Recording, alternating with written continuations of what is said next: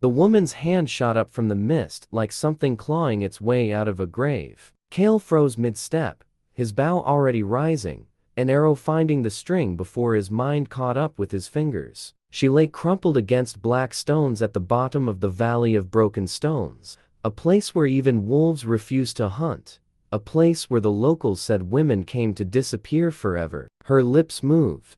No sound emerged, just the ghost of a word trying to escape a throat that had been crushed by hands far stronger than her own. But Cale could read the shape of that word, could feel it hit him like an arrow through the chest. Help. Her dress had been fine once, the kind that merchant wives saved for festivals and noble daughters wore to impress suitors. Now, hung in bloody ribbons, revealing skin painted in purples and blacks, a canvas of violence that told a story without needing words. Someone had tried very hard to make this woman dead. Someone had thrown her into this cursed valley and walked away, confident that the mist and the cold and her shattered body would finish what their fists had started. They had been wrong. She was still breathing, still fighting, still reaching toward a stranger with the last strength her broken body could summon. Cale had spent 3 years in these mountains learning to need nothing and no one.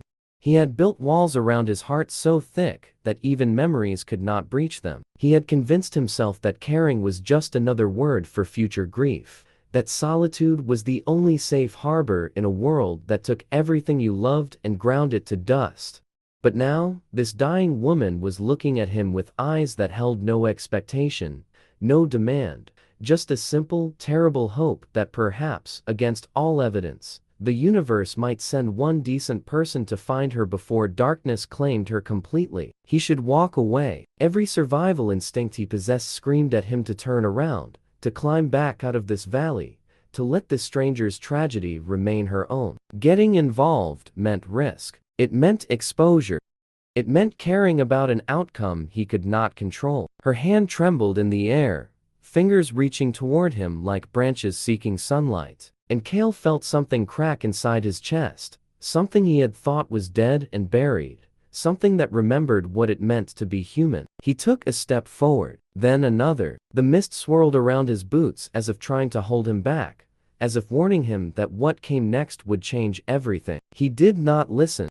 The Valley of Broken Stones had earned its name through centuries of whispered tragedy. It carved through the highland mountains like a wound that refused to heal, its walls rising sheer on either side, its floor perpetually shrouded in mist that moved with unsettling purpose. Shepherds avoided it. Hunters circled miles out of their way rather than pass through its shadow. Even birds seemed to fly higher when crossing its path, as if the air itself tasted wrong. Cale had walked this valley dozens of times over the past 3 years. He knew its moods, its hidden paths, the way sound traveled strangely through its narrow throat. He knew the cave behind the waterfall at its eastern end, the shelf of rock where a man could sleep without fear of being discovered. He knew that the stories about curses and ghosts were mostly nonsense, legends born from the valley's natural tendency to swallow sound and disorient travelers. But he also knew that some stories had roots in truth. Women had died here, not from curses or supernatural malice, but from something far worse. Men brought them here when they wanted bodies to disappear, when they wanted screams to go unheard, when they wanted the cold and the mist and the isolation to do their killing for them. The woman before him was proof that the valley's dark reputation had been earned in blood.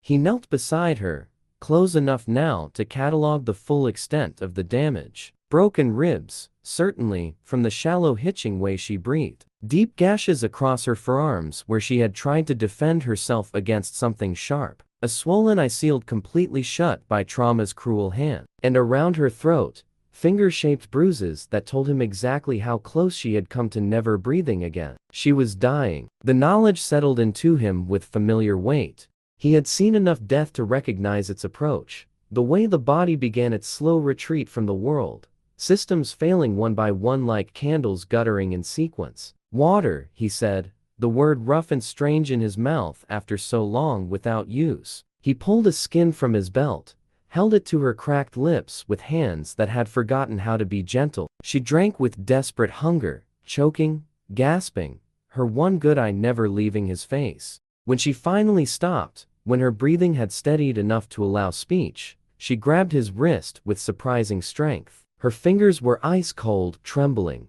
but her grip held firm with the desperation of someone who had nothing left to lose. "They're coming back," she whispered. Her voice was shattered glass, beautiful and broken. "3 of them, Noble's men. They think I'm dead." The words changed everything. This was not random violence.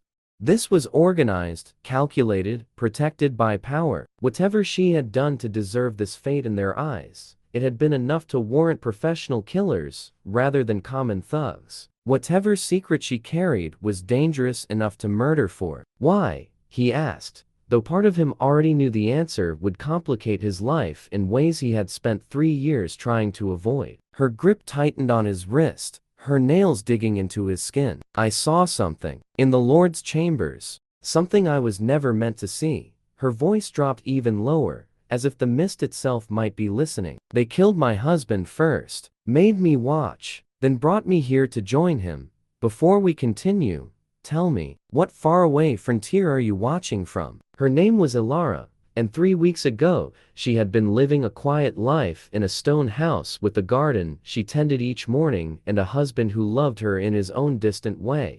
They had buried a daughter 3 winters past, a grief that had hollowed them both but not broken them completely. Life had continued. Life always continued, even when it felt impossible. Her husband Marcus had served as accountant to Lord Marin, a minor noble whose lands stretched across the highland valleys. It was tedious work, tallying grain shipments and tax receipts, but it paid well enough and kept them comfortable. Marcus had never complained, never questioned, never looked too closely at the numbers he recorded, until he found the hidden ledgers. Lord Marin had been poisoning wells, not randomly, not accidentally, but systematically, targeting villages that refused to pay the illegal taxes he demanded above the crown's requirements. Arsenic, mostly, purchased through intermediaries and distributed by men who asked no questions. Dozens had died over the past 2 years. Hundreds more lay sick, their bodies slowly failing from contaminated water they had trusted to sustain them. Children mostly, the old, the weak, those whose bodies could not fight what they could not see. Marcus had copied the evidence with shaking hands, hidden it in multiple locations, planned to take it to the magistrate in the eastern province where Lord Marin's political enemies would ensure justice. But secrets have a way of escaping. Someone had talked, whether through bribery or torture or simple loose lips, over too much wine. And Lord Marin's men had come in the night with swords and questions and a patience for pain that seemed to have no limits. Ilara told Kale this in fragments as he carried her toward the cave behind the waterfall, her voice breaking and reforming like waves against rocks. She told him how they had made her watch while her husband died slowly, how they had demanded the location of every copy, how she had given up most of them just to make the screaming stop. But not all. She had kept one secret, one final copy, hidden in a place only she knew. Insurance against exactly this possibility. "Where?" Kale asked as he ducked behind the curtain of falling water, the cold spray soaking them both. "My daughter's grave," Ilara whispered. "Buried with her. No one would think to look there. No one would dare disturb a child's rest." The cave stretched back into darkness, dry and surprisingly warm once they passed beyond the waterfall's reach. Kale set her down on a shelf of flat stone, noting her pallor, the trembling that had spread throughout her frame. Shock was claiming her now, the body's delayed response to trauma. Without warmth, without treatment, she would not survive the night regardless of what enemy might find them. He built the fire small and hot, positioning it where the waterfall spray would dissipate any smoke that might escape. He boiled water in his tin cup, cleaned her wounds with strips torn from his spare shirt, applied poultices from herbs he had learned to identify during his years alone. She did not cry out when he bound her ribs, though tears streamed freely down her face. She did not flinch when he stitched the deepest gash on her arm with sinew from his pack. "You've done this before," she observed, her voice steadier now that warmth was seeping back into her bones. "Too many times. Soldiers. Once. Long ago. Before I learned that wars are just rich men arguing and poor men dying for the privilege of settling their disputes." The fire crackled between them, throwing shadows that danced on ancient stone. Outside, the waterfall sang its endless song, a curtain of sound that muffled the world beyond. "What happened to you?" Elara asked. "What put that look in your eyes? The one that says you've seen things you can never unsee." Kale considered the question while adding another branch to the fire. No one had asked him anything about himself in 3 years. The intimacy of it felt strange, uncomfortable, like wearing clothes that no longer fit properly. "I failed someone," he said finally. "A village. They trusted me to protect them during a raid. I was the best archer in the company, the one everyone counted on. When the enemy came, there were too many. I was wounded in the first wave." He paused, staring into the flames. "I survived. They didn't. All of them. Every man, woman, and child. That wasn't your fault. I was the one left breathing. That makes it my fault enough." Elara was quiet for a long moment. When she spoke again, her voice was soft but certain. "My daughter died of fever. There was nothing I could do. No medicine that would help. No prayer that heaven would answer. I spent 2 years convinced I had failed her, that if I had been a better mother, somehow she would have lived. What changed? I realized that guilt was just another form of arrogance. The belief that I had that much control over life and death. Sometimes terrible things happen, and we survive them, and the only choice we have is what to do with the time that remains." Her words found cracks in the walls Kale had built, slipped through like water through stone. He wanted to argue, wanted to retreat back into the comfortable isolation of self-recrimination. But something in her voice, something in the way she looked at him with her one good eye, made argument seem pointless. A sound reached them through the waterfall, muffled but unmistakable. Voices. Coming closer. Kale rose in a single fluid motion, bow in hand, arrow already seeking string. His heart, which had been beating slowly in the fire's warmth, suddenly hammered against his ribs. 3 voices, she had said. 3 men who believed they were returning to confirm a corpse. 3 men who did not know that something had changed in this valley. "Stay here," he whispered. "No matter what you hear, stay hidden." He moved toward the cave's entrance, where the waterfall created a veil of silver and sound. Through gaps in the cascade, he could see shapes moving in the mist, torchlight cutting weak orange paths through the gray. The killers had returned. Kale slipped through the waterfall in silence, the cold water shocking against his skin, but failing to slow his movements. He had hunted in worse conditions, tracked prey through blizzards and midnight forests, where darkness itself seemed alive. The mist that filled this valley was nothing compared to those challenges. He climbed the eastern wall using handholds he had memorized years ago, reaching a ledge that overlooked the valley floor. From here, he could see everything while remaining invisible. A ghost watching the living stumble through his domain. The 3 soldiers had spread out in textbook formation, each man covering a different sector while they approached the spot where they had left Elara to die. They moved with the confident efficiency of professionals, men who had done this sort of work before, and expected no complications. The leader was a broad man with a scarred face and the kind of dead eyes that came from doing terrible things and learning to sleep afterward. He barked orders in a voice that carried clearly through the morning mist. "Find what's left of her and let's go. This place gives me chills." "What if animals got to her?" one of the others asked. "Won't be much left to find." "Then find what's left. Lord Marin wants confirmation." "No body, no payment." They spread out further, torches bobbing in the mist like will-o-wisps leading travelers to their doom. Kale tracked their movements, calculating distances, angles, wind direction. 17 arrows in his quiver. More than enough for 3 men, if his aim remained true. But killing Noble's men would bring consequences. Search parties, investigations, his quiet life in the mountains ending forever.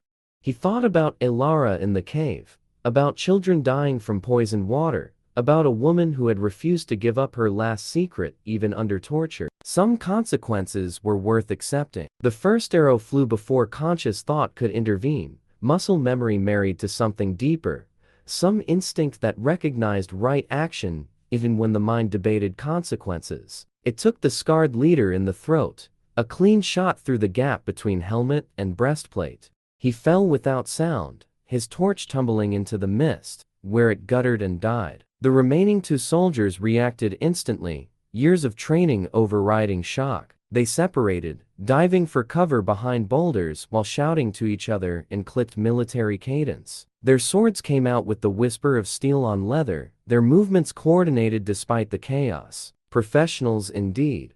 But professionals who had trained to fight other soldiers in open battle. Not ghosts who struck from nowhere and vanished into fog. Kale was already moving, circling through positions he had scouted during countless previous visits to this valley. He knew every boulder, every shadow, every angle of approach. The soldiers knew none of them. In the valley's disorienting mist, that knowledge was worth more than any sword. He dropped to a lower ledge, knocked another arrow, waited. One of the soldiers was calling to his fallen leader, voice increasingly desperate, when no response came. The other was scanning the valley walls with wild eyes, seeking the source of the attack, his sword trembling slightly in his grip. Fear, good. Fear made men careless. The second arrow took the scanning soldier through the eye. He did not fall so much as collapse, a puppet whose strings had been suddenly cut. The sound of his armored body hitting stone echoed through the valley like a funeral bell. The last soldier broke. Whatever training he had received shattered against the terror of an invisible enemy picking off his companions with mechanical precision. He ran toward the valley's northern path, abandoning weapon and torch, fleeing toward a safety he would never reach. Kale drew his bow one final time. He could let this man go, could choose mercy, allow this terrified soul to escape with his life and his stories. It would be the kind thing, the human thing. But this man had helped throw a woman into darkness to die. This man served a lord who poisoned wells and watched children suffer. The third arrow found its mark between shoulder blades. The soldier pitched forward, slid a few feet on loose scree, and became still. Silence reclaimed the valley. The mist swirled over three bodies, as if eager to claim them, to add them to whatever collection of sorrows this place already held. Kale descended from his perch, retrieved his arrows, cleaned them methodically on the soldiers' cloaks. His hands did not shake. His heart did not race with guilt or horror. He felt only a cold efficiency that should have disturbed him more than it did.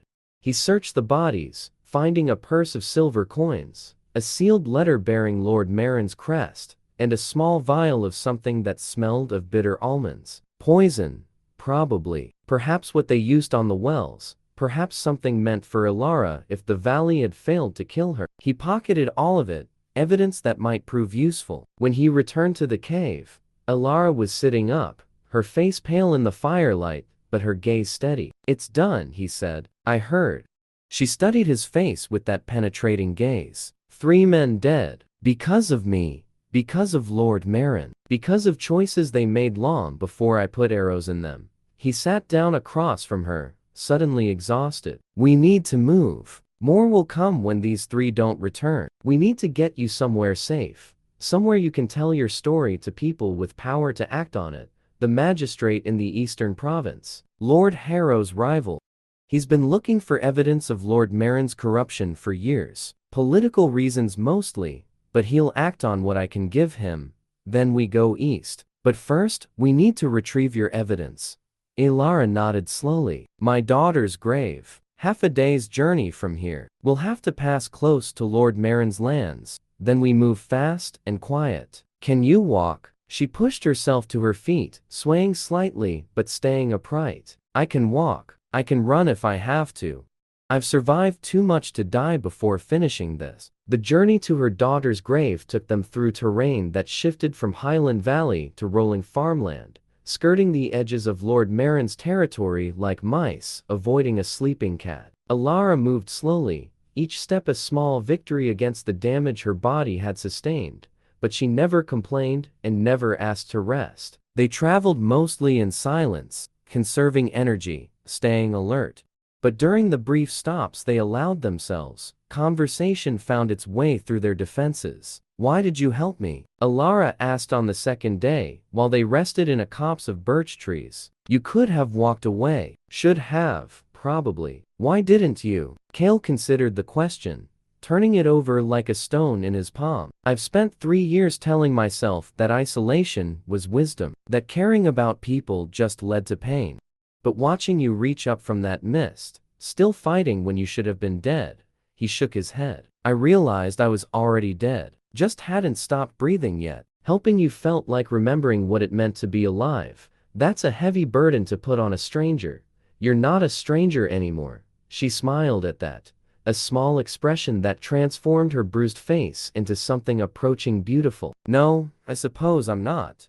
They reached the cemetery at dusk, a small plot of land behind a village church where wildflowers grew between weathered headstones. Alara led him to a grave in the corner, marked by a simple stone carved with a name and 2 dates far too close together. "Elena," she said softly, kneeling before the stone. She loved butterflies, used to chase them through the garden for hours. She began to dig with her bare hands, ignoring the pain in her wounded arms. Kale joined her, and together they unearthed a small metal box wrapped in oilcloth. Inside, pages covered in careful handwriting, columns of numbers that meant nothing to Kale, but everything to Justice. "Enough to hang him," Ilara said, clutching the papers to her chest. "Enough to save the villages he hasn't poisoned yet." A shout erupted from the direction of the village. Torchlight appeared between buildings, bobbing and multiplying. Someone had seen them in the cemetery, reported suspicious strangers disturbing a grave. "Run," Kale said, grabbing her hand. They fled into the darkness, the sounds of pursuit growing behind them. The chase lasted through the night and into the following morning. Lord Marin's men had been alerted, and they swept the countryside with the efficiency of a hunting party, driving prey toward nets. Kale's knowledge of the terrain and his instinct for escape kept them ahead, but barely. By the time they reached the border of the eastern province, Ilara could barely stand. Her wounds had reopened during the flight, blood seeping through her bandages. Kale half carried her the final miles, his arms burning but his determination unwavering. The magistrate's stronghold appeared as dawn broke, a fortress of gray stone flying banners that represented everything Lord Marin was not: justice, order, the rule of law over the rule of power. Guards stopped them at the gate, suspicious of 2 ragged travelers demanding audience at first light. But when Ilara produced the papers and spoke Lord Marin's name, when she mentioned poisoned wells and murdered children, the guards' expressions changed. They were escorted inside with surprising urgency. Magistrate Aldrich was a stern man with gray temples and eyes that had seen too much corruption to be surprised by anything.